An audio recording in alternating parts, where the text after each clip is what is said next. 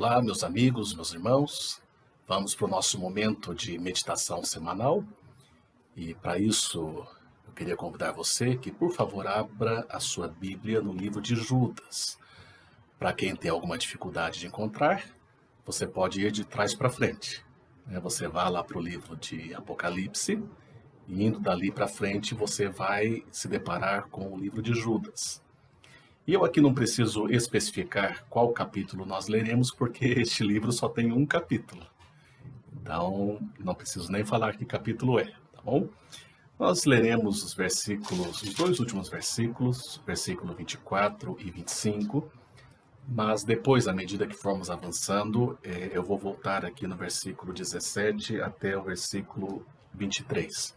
Mas, por enquanto, nos basta o versículo 24 e 25. Então, fazendo aqui a leitura do texto, a palavra nos diz o seguinte: Ora, aquele que é poderoso para vos guardar de tropeços e para vos apresentar com exultação, imaculados diante da sua glória, ao único Deus, nosso Salvador, mediante Jesus Cristo, Senhor nosso, glória, majestade, império e soberania, antes de todas as eras, e agora, e por todos os séculos. Amém. Apenas esclarecendo, antes de nós avançarmos, para quem não sabe, o Judas que escreve esta carta, evidentemente, não tem nada a ver com aquele Judas que traiu Jesus, ok? Este Judas, na verdade, é meio-irmão de Jesus, ele é irmão de Jesus por parte de pai, assim como também Tiago, que escreve uma outra carta, presente aqui no Novo Testamento. Tanto Tiago como Judas são irmãos de Jesus por parte de pai. E à medida que você vai lendo essa carta, logo na sua introdução, Judas deixa claro que quando ele começou a escrever essa carta, a sua intenção era outra. Ele tinha um outro propósito. Mas à medida que ele fica sabendo que os chamados libertinos entraram no meio da igreja e estão ensinando as suas heresias, então ele muda o seu propósito. Ele escreve a carta que tem como característica principal ser uma carta de exortação. E ele encerra essa sua carta com um hino de triunfo e de louvor a Deus, destacando na sua parte final algumas características de Deus, e uma delas nós vamos nos fixar mais nessa nossa reflexão, e também qual deve ser a nossa reação natural diante dessas características presentes em nosso Senhor. Começar lembrando que eu e você somos tentados todos os dias. Aquilo que ele menciona no versículo número 24, que este Senhor, ele é poderoso para nos guardar de tropeçar. Esse tropeço é decorrente do fato de que todos os dias nós somos tentados e frequentemente nós tropeçamos. Nós deixamos de fazer aquilo que Deus quer de nós, aquilo que Deus espera de nós.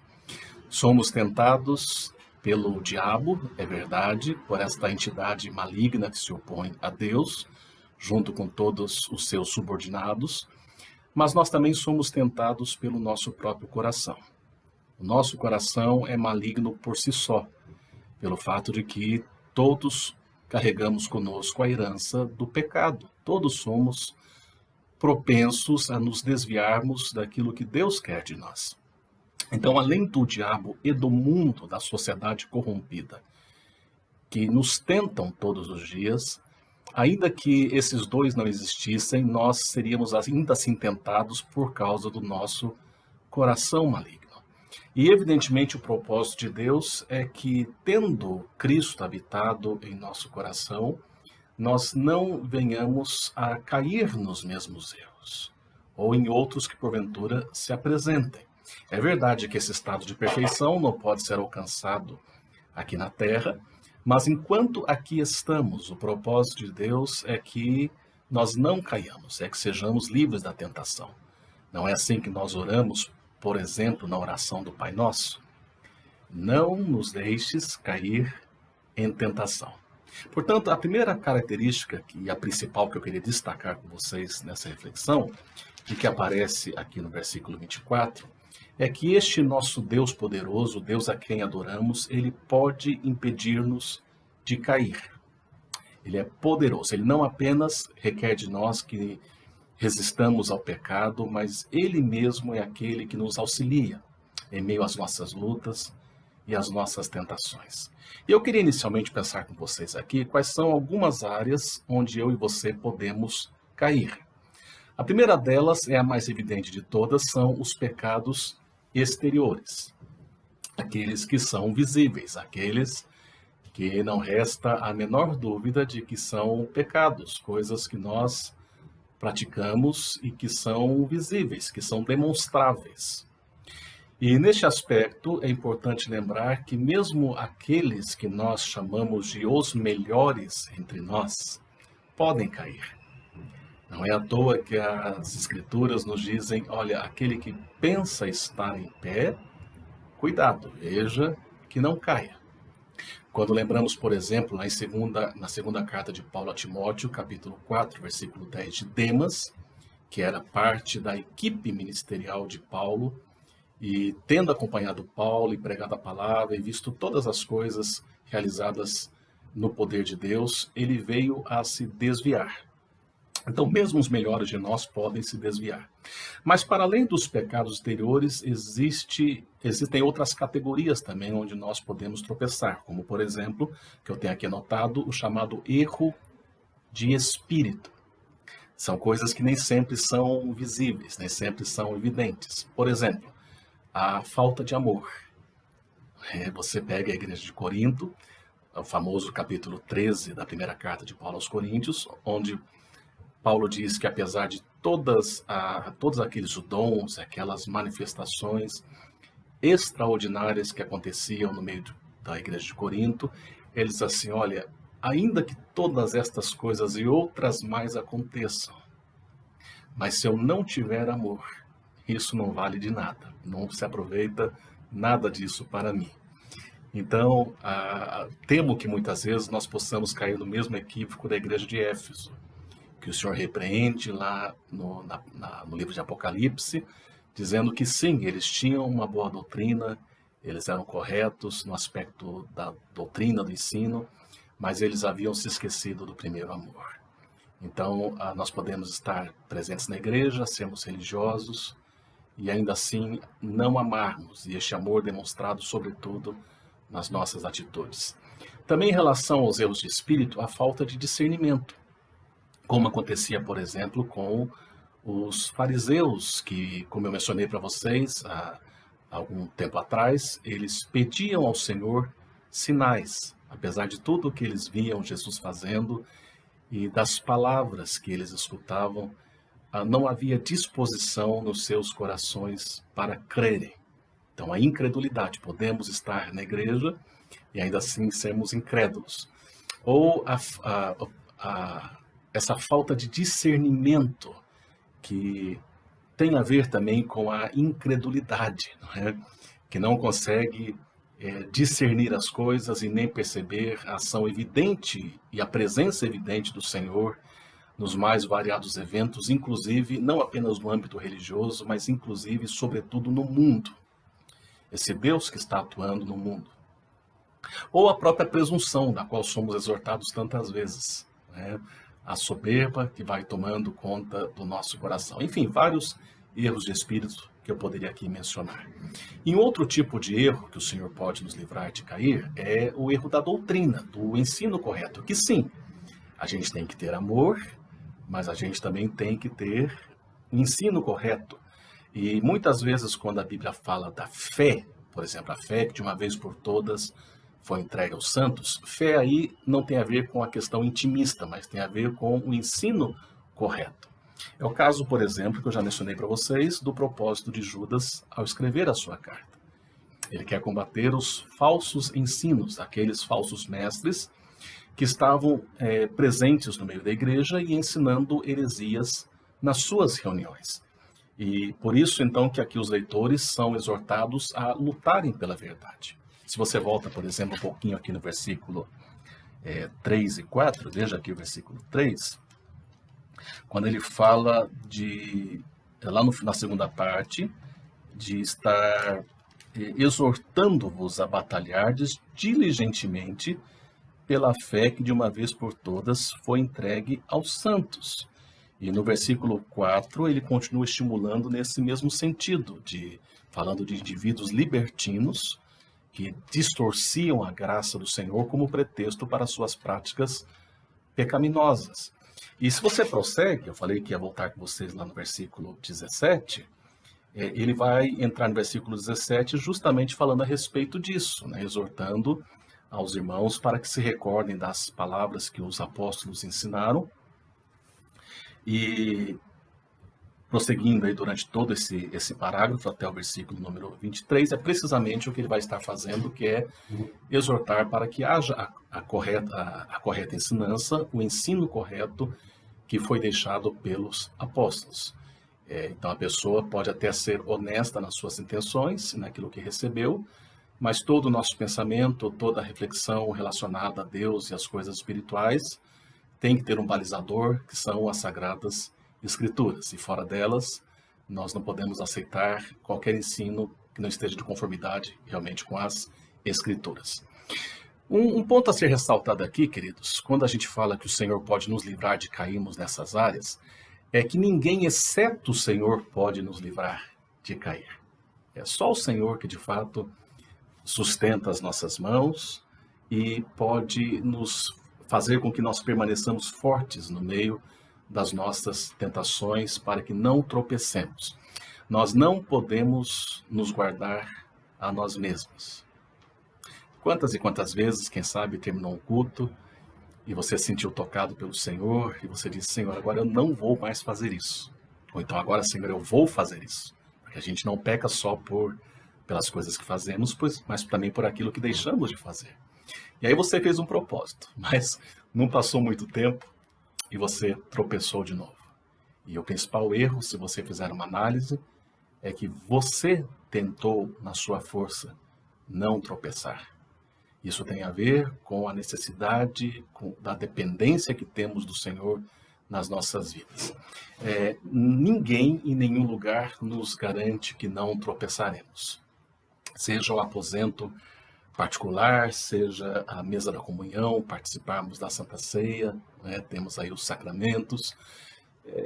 Todos os lugares, todos os elementos, todas as pessoas não são capazes de fortalecer-nos para que não tropecemos. Eles podem ser usados pelo Senhor como meios para que não tropecemos, mas por si só não nos garante nada. Quando a gente pensa, por exemplo, nos mosteiros, por que é que as pessoas começaram a se isolar e depois se juntaram em mosteiros? O propósito, quem sabe, até era genuíno, era sincero, que era não sucumbir às tentações. Mas não demorou muito para descobrirem que não tinha nada a ver com o lugar, tinha a ver, sobretudo, com uma disposição no coração. Não importa os lugares, se não houver, de fato, um fortalecimento do coração por aquele que pode nos fortalecer, nós acabamos tropeçando. Não existem normas e regulamentos que nos impeçam de tropeçar.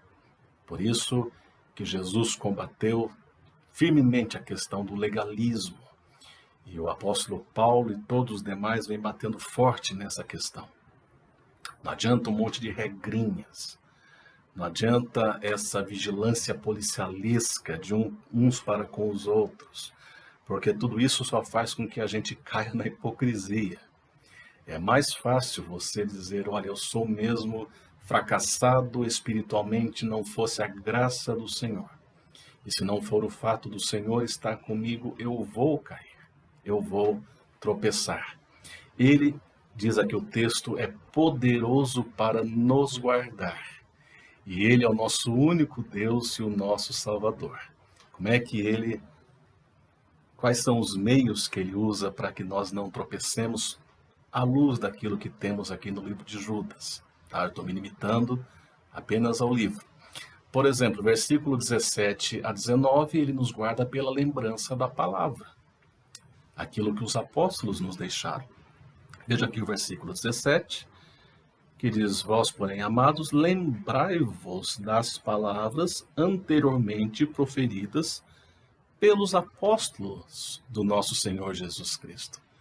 Ora, as palavras proferidas pelos apóstolos estão registradas no Novo Testamento. Quem sabe não todas elas, evidentemente, mas aquilo que era necessário e que Deus queria nos revelar e preservar das palavras dos apóstolos, coisas que eles aprenderam com o Senhor, estão presentes nas Escrituras. Portanto, Deus nos guarda pela lembrança da palavra. Essa palavra nos exorta quanto aos erros que podem estar presentes em nossa vida, vem denunciando e revelando totalmente a nossa alma. Também, versículo 20, na sua primeira parte, Deus nos livra pelo progresso na fé. Quando ele diz: edificando-vos na vossa fé. A gente precisa crescer. Então, Deus nos fortalece pelo progresso na nossa fé. Nós temos que constantemente estar crescendo. Essa fé que é o escudo que nos protege dos dardos inflamados do maligno, como está no livro, na carta de Paulo aos Efésios. Ainda no versículo 20, na sua segunda parte, Deus nos livra através da oração pela intermediação do Espírito Santo.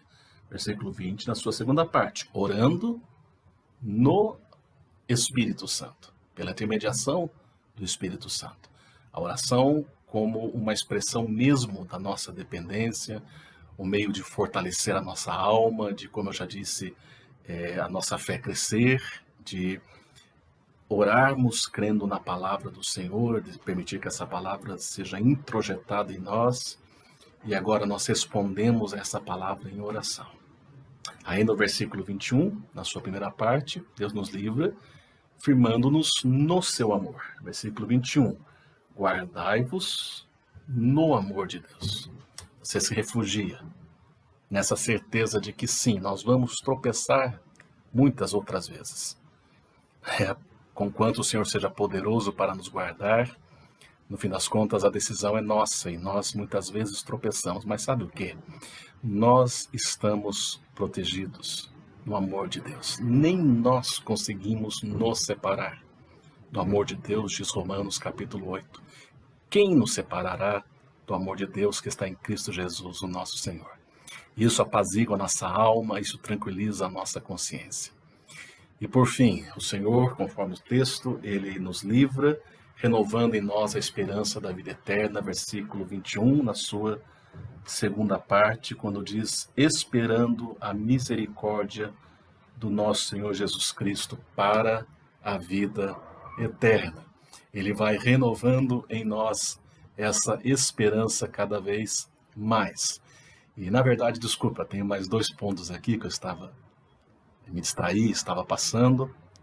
Versículo 22 e 23a. Também nós somos fortalecidos pelo Espírito compassivo.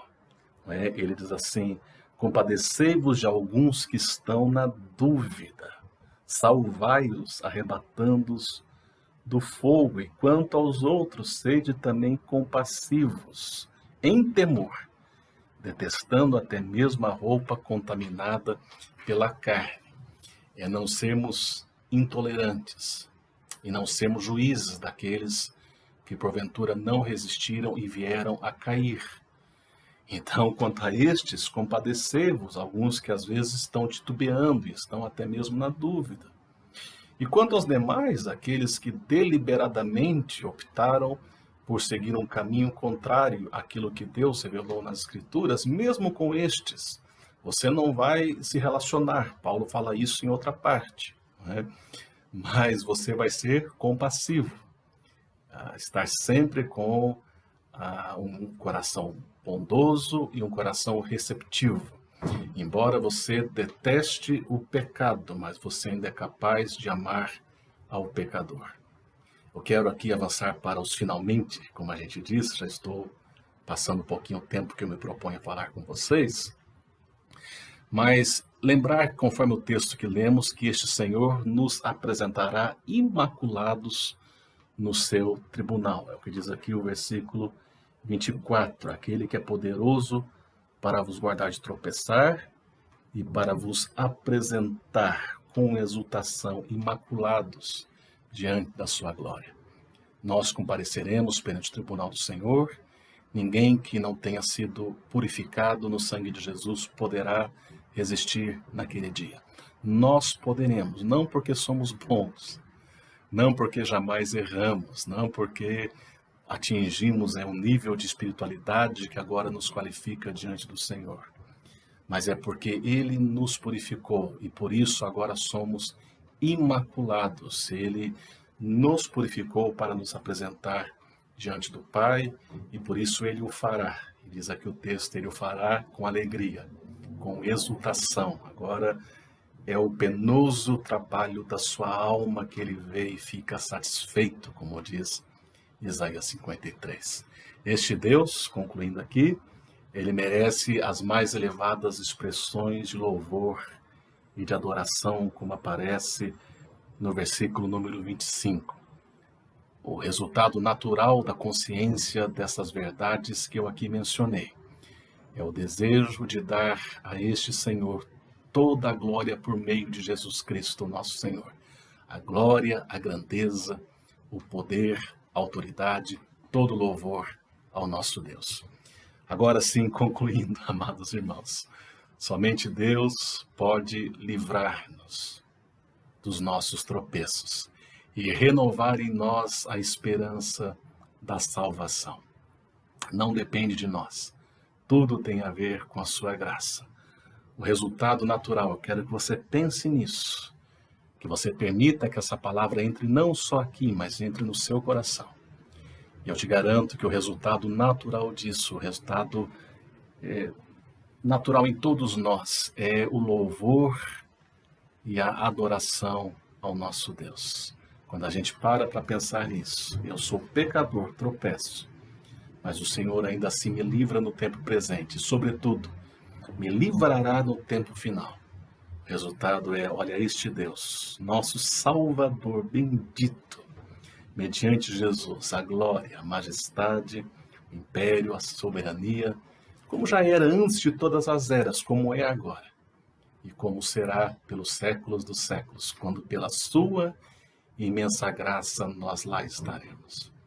Que Deus assim nos abençoe e que Deus continue nos livrando dos nossos tropeços. Em nome de Jesus.